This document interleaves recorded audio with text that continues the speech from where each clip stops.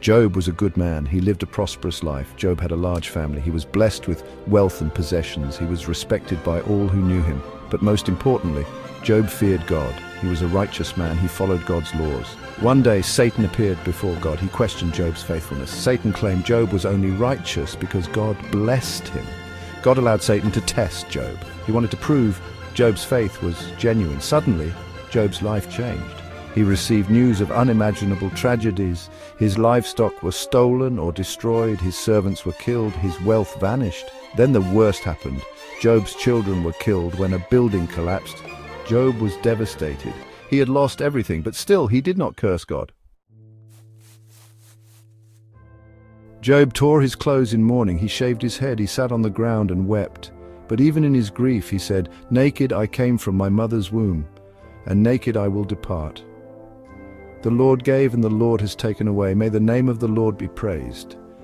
Job's faith was tested. He questioned why he was suffering. He felt alone and abandoned, but he never stopped believing in God. Job's wife urged him to curse God and die. She saw no point in continuing to suffer, but Job refused. He believed God was still in control even when he didn't understand.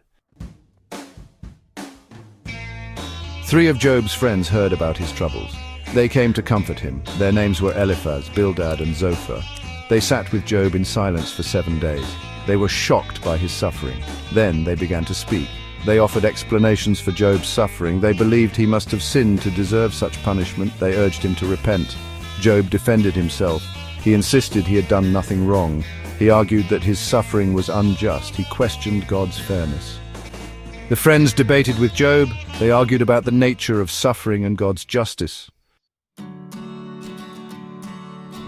Finally, God spoke. He questioned Job from a whirlwind. He reminded Job of his power and wisdom.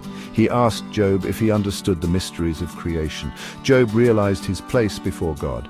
He acknowledged his limited understanding. He humbled himself before the Almighty. He repented for questioning God's ways. God rebuked Job's friends. He was angry because they had misjudged Job.